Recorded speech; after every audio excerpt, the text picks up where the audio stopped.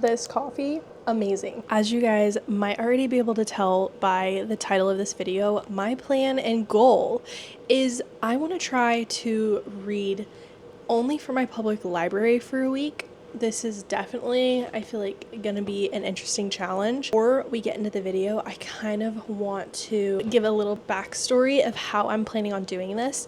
So I'm planning on reading from my public library through Libby. I've had my Kindle for over a year now, and sadly, I have just recently started using Libby.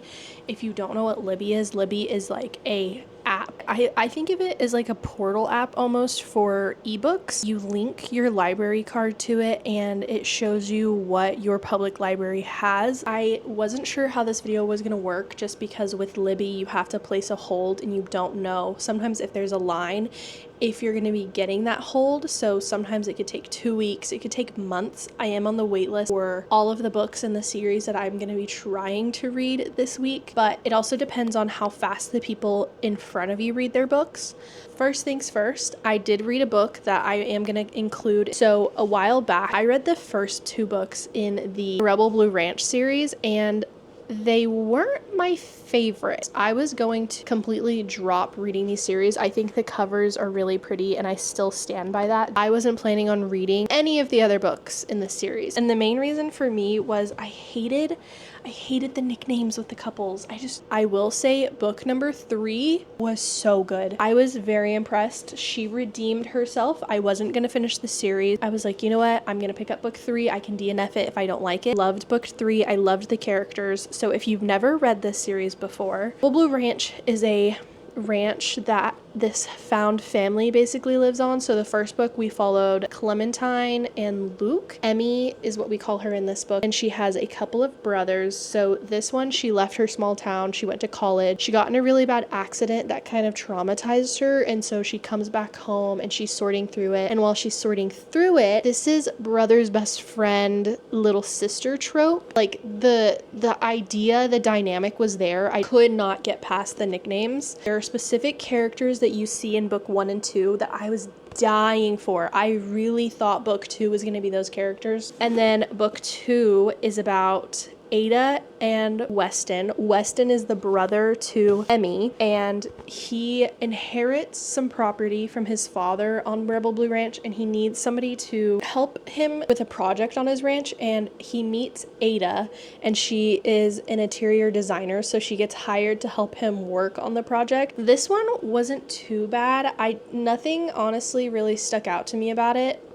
This was probably my lowest rated book, if I'm going to be completely honest. And then we're on to book 3. Oh my gosh. And in book 3, we are following Teddy, which her full name is Theodora, and Gus. Gus is the oldest brother of Emmy, and he's a single dad. You kind of get into why that marriage didn't really work, and like, Teddy is Emmy's best friend, and she is a firecracker. She's grown up around Emmy's brothers, she's butted heads with them, and she's always had this weird place with Gus. What happens is Teddy kind of finds herself out of a job that she's been working for a really long time, and it's kind of something she's been passionate about. She ends up getting hired to be Gus's nanny for the summer, and so you're seeing obviously them having to work together. They're not friends whatsoever. Like, they kind of despise each other. The sad part is they're like multi-layered characters, so there's a lot that both of them have gone through, and they kind of bond through that, being very independent and other people relying on them and taking care of their family without their family even necessarily knowing. They feel like they're held responsible. I don't even know if I'm making sense. This book was just so good, okay? It was just, I loved it. Wanted to let you know I finished that book. That book was really good, and now I am starting a series that I've seen become super popular that I thought I would never read. To be honest, I wasn't sure that I was a big like fantasy romantasy reader. I have to be in the place to want to use the brain power, okay?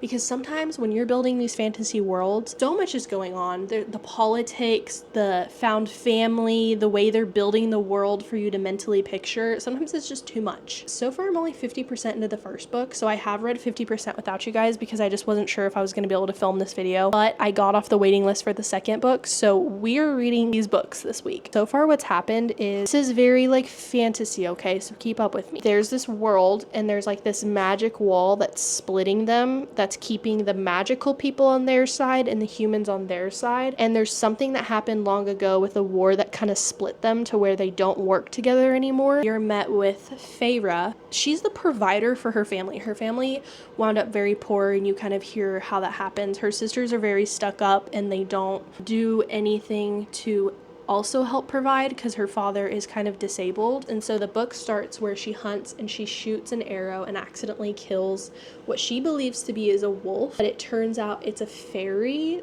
They're like type of like magical creatures, fairy, and it's a big deal to kill them. So she accidentally kills him. She doesn't know that he's a fairy. She has suspicions, but she's not sure. And I guess it gets back to the fairyland people and they find out. And so one of the high lords, which is, there's 7 courts in this royalty, 7 different courts, and like they're all like seasons, from one of the royalty heads comes after her and is basically like, you're gonna come live with me. I'm not gonna kill you. I'm not gonna kill your family, but you're coming to live with me and you're not allowed to leave ever. Like, you're stuck here for the rest of your life. It sounds terrible because like the way they're told these stories as kids is like, these people are evil. They have no respect for humans whatsoever. There's just a lot of like theories that she grew up hearing. And for me, what I'm really excited about is the romance started to pick up between her. This sounds terrible. Her and her captor. He's very like, it's giving Beauty and the Beast vibes almost. And so basically we've gotten to the point where she's realizing he's kind of a softie for her. So yeah, that's where I'm at right now. So I'm at 51% of the way through and I'm gonna read for a little bit. First things first, I feel so like exhausted just for some reason. I was given these eye patches by my sister-in-law. It says it's like an energy drink for your eyes. I kind of want to order some more on Amazon. So I'm gonna put these on, drink my coffee, and we're gonna read a little bit.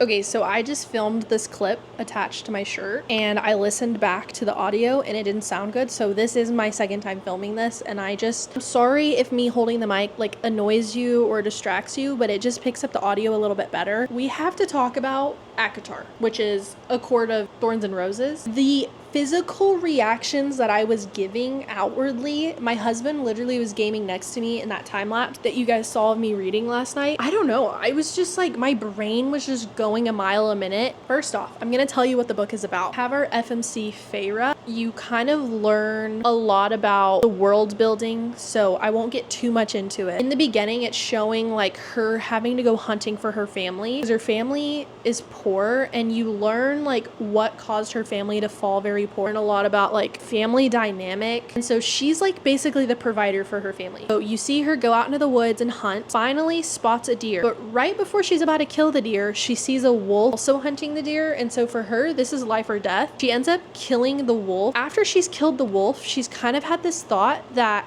this doesn't look like a normal wolf. This looks like It's from the magical side of the world. Kind of learn like the history in the first like 25% of the magical realm and the human realm. And basically Feyre realizes that she killed a fairy and there's consequences for that. Someone busts down her door in the middle of the night. He's a high lord, so he is like, there's 7 courts of like royalty in the magical world of fairies. He basically is like, you killed my friend and there's consequences for this, but since you didn't know it was him, you didn't know what he was, you can pay off your debts by basically abandoning your family and coming to live with me for the rest of your life in my world, my land. And you're not going to be a slave. You have no other choice. This is where you're going to live. You're not going to see your family anymore. You're not coming back to the human world. Seeing her live out her time in the castle. And you learn that our MMC, Tamlin, you're learning a lot about like their rules and what they have to do to protect their kingdom. And you're learning a lot about like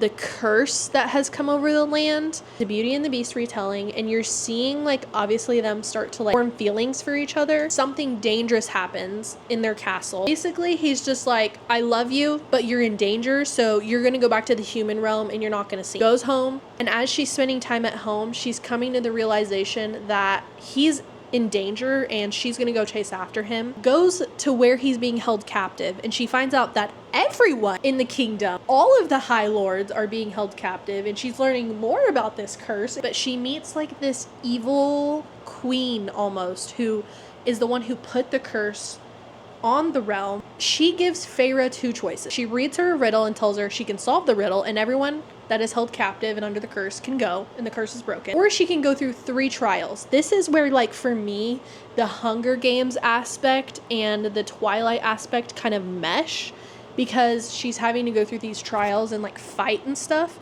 And I will say a warning, I've heard that as these books go on, they definitely get more like intense and a lot of like fighting and dark, I guess you would say. So if you don't like that, the series probably isn't for you. As soon as they read the riddle, I was like, I know what the answer is. She doesn't though. She decides, I'm gonna do all 3 trials. So you're seeing her go through these trials, and during one of the trials, she gets terribly injured. And so someone who works for the queen decides, let's strike up a deal. I'll take care of you during these trials, but you have to come back with me to my court 2 weeks every month. I get you 2 weeks every month. His name is Rysand, by the way. We meet Rysand. I don't know if you know that's how you say his name. I'm just gonna say Rise. Everyone, and I mean everyone, does more for her than her man. So you're seeing like what happens, and I can't really tell you because it would give away like a lot of the book and like the plot. As I'm finishing this book, during the day of me reading this book, I like read the rest of it in one day. I could not stop thinking about this book. I could not stop thinking about it, wanting to talk about it, like divulge in the plot with my husband. So far, I've only read of the first couple chapters, and it's kind of sad to see her in the second book start out the book because she's got a lot of PTSD from what she's gone through in the first book. Yeah, with that being said, I will see you guys when I have another book update. Hello, everybody. It is actually the next day. I didn't film any time lapses of me reading yesterday. I like picked up my book here and there. Some stuff just happens in the very beginning of this book that you're just like, hey, I see why this book might be worth 600 pages. I'm gonna go ahead and set you guys up on the tripod, and then we're gonna get to reading for a little bit.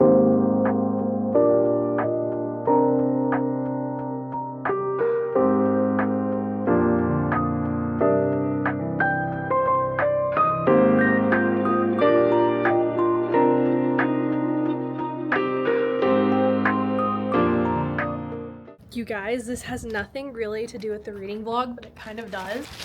Oh, it's so cute! A quilted book sleeve. It can fit multiple books. Stripes, you guys, the stripes and the flowers. Oh, it's just so cute. This is the inside of the book sleeve. I could not be more thrilled. Is it officially... It is officially day 3 of this reading challenge. I am very surprised how this was going. I was a little bit worried just by how big this book is. We are at 50%. Round of applause. Yes, 50%. I'm very impressed with me, to be honest. It's been good, like, so far. The last 50% has been crazy. So much has happened in this book, and we still have half of the book left. I don't know how I'm gonna talk about this second book when I'm done without spoiling, especially if you haven't read the first one. But I'm gonna go ahead and keep reading, and I will see you guys in a little bit. Hello everybody, welcome to day 4 of this reading challenge. Hopefully the audio sounds good. I decided to do no mic today. You're probably gonna hear a drastic difference. Read, I think like 10% of the book yesterday, so I didn't film any time lapses of me reading, but I'm gonna read a little bit before I have to do somebody else's nails today. So I did nails yesterday, gonna do nails today. I'm gonna film a little time lapse of me reading for like 20-ish minutes. I will come back when I'm done doing nails and give you guys kind of an update.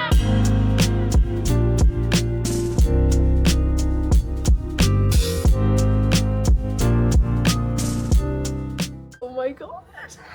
I made it to like 85% in the book, and let me tell you, Feyre finally like being happy, truly happy, it's been so good. I don't want it to end because I'm not off the wait list for the other books. Oh, I love this series so far, and I'm literally only on book 2, but oh my gosh, it's so good. Anyways, that's my update. I'm fixing to stream, so I was like, might as well give you guys an update on how far I made it. I can see why this series is so hyped and why it's so loved. The world building, the found family, the relationship, the fighting, the magic. It's just all so good. And I know like there's gotta be some stuff that gets worse before we have like our happy ending. I'm gonna go stream, and then I will see you guys probably when I'm finishing the rest of this book.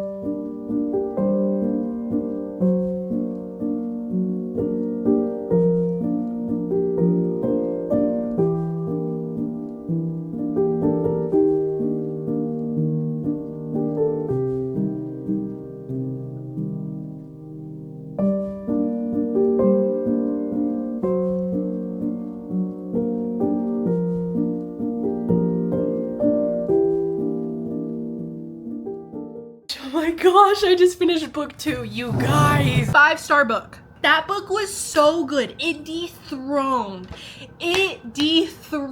the first book. I have to get these books in physical form. I have to highlight, I have to annotate. I don't even know how to give you guys a review about what this book is about without spoiling it, but I'm gonna try my best, okay? If you haven't read the first one, this is gonna be a spoiler because it picks up where we left off in the second one. So book 2, you see Feyre dealing with the trauma from all of the stuff that happened at the end of book 1. She is struggling. She doesn't know how to deal with like all of the PTSD. And Tamlin is supposed to be her one and only, and he does nothing. Help her, he doesn't comfort her, he doesn't talk to her about it. He treats her like she's frail, and he hasn't even like bothered to talk to her or help her work through these feelings that have come about. And then you see, as they're planning their future, Rysand, now remember, she made a certain deal with him in the first book that she has to come through on, and he comes back to claim that deal because mentally Feyre's like, someone get me out, someone save me. And so he does. And so you're kind of seeing her staying with Rysand. Feyre learns a lot about Rysand and his history and his family. And there's a lot of stuff that's uncovered that is really shady on people in the first book, okay? I don't know what it is with Sarah J. Maas and her freaking adding a crap ton of stuff at the end of the book that just happens that's setting you up for the next book. I have to think about it. I just have to reel in all of these emotions that I felt from reading that book. It was so good. I'll see you guys tomorrow. Hello everybody, it is me the next day. It is officially time to debrief and review. With that being said, let's talk about book 1. You learn a lot in book 1. A lot of it's world building, so I will give it that. It is, I know a lot of people complain about it being really slow, but if you have the patience to wait it out, it gets really good. Book 1 is a lot about the world building. My first note for book 1 was loved Tamlin. Keyword, loved. In the first book, they do a really good job of painting him in like the Beauty and Beast-esque, where you love him so much for Feyre at the time, but you definitely see the flaws in the relationship, but you're kind of like, it's gonna be a fairy tale ending, surely. I've been saying Rysand. I've looked it up, and so we're gonna call him Rysand. It's an interesting name, but... And then we get to Under the Mountain, where Tamlin gets captured by Amarantha, the evil queen. I wanted to fight that man. This man angered me thoroughly. The crap that Feyre was going through, like being mentally and physically tortured by going through these trials to save him, and he's just sitting at the right hand of Amarantha and is like, when she's like going to fight her last trial, his thought isn't how can I get her out? How can I save her? How can I keep like her from being hurt? His thought was make out with me because it might be the last time we see each other. So obviously Feyre dies under the mountain. The 7 High Lords bring her back. She has all of their powers that we learned in book 2. Tamlin is the worst in book 2. We open the book and it's like 3 months post Amarantha killing Feyre, and like Feyre visibly remembers dying and like her neck snapping and having to kill fairies underneath the mountain. It irritated me how she had so much PTSD and like would literally wake up with like night terrors every night and would go puke her guts out in the bathroom. And somebody who is a High Lord, Tamlin, who has ultrasonic hearing and like smell, he didn't once get up to like comfort her in the night or ask if she was okay or hold her hair back while she was throwing up. They ignored their feelings because he was also traumatized seeing Feyre die and go through all of that. So he also had his own traumas.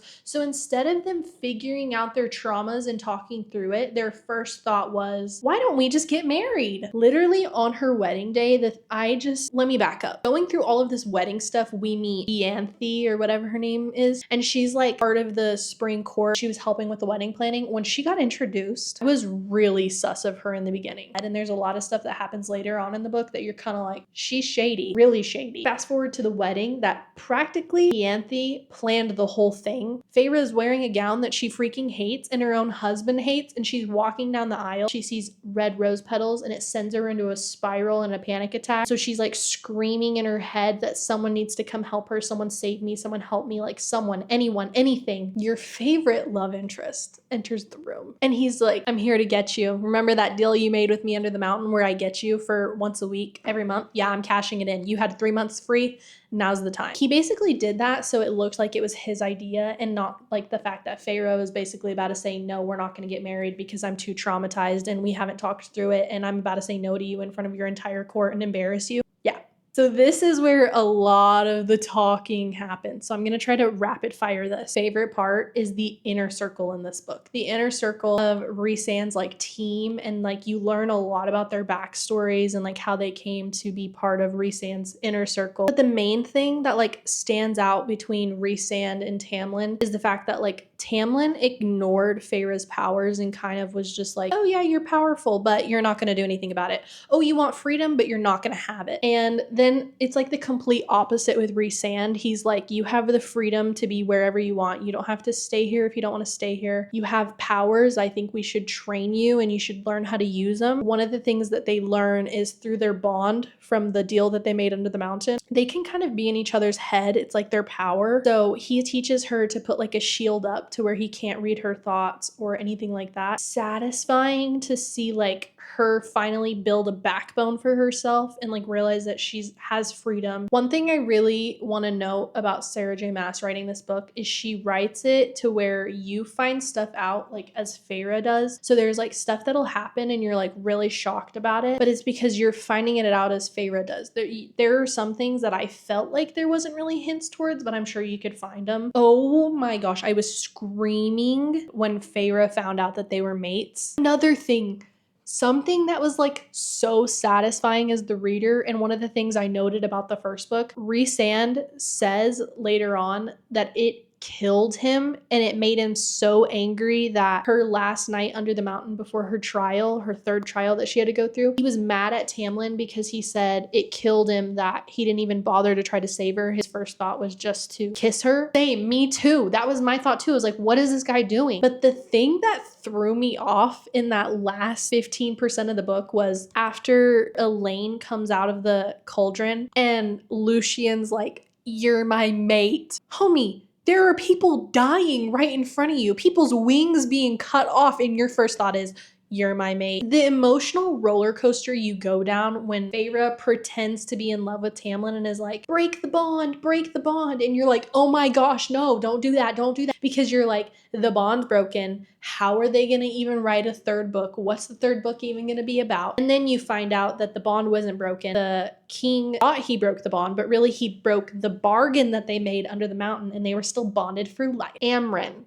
what is she? What is she? We don't know what she is. She's like a vampire fairy type thing. I'm really excited to read the rest of these books. I'm gonna have to wait for me to get off of the waiting list to do them for the public library. With that being said, I hope you guys enjoyed this reading vlog. There will be many more. There's gonna be a part 2, like I said. I don't know when that will be. If you liked this video, make sure you like, comment, subscribe, and I'll see you in my next one.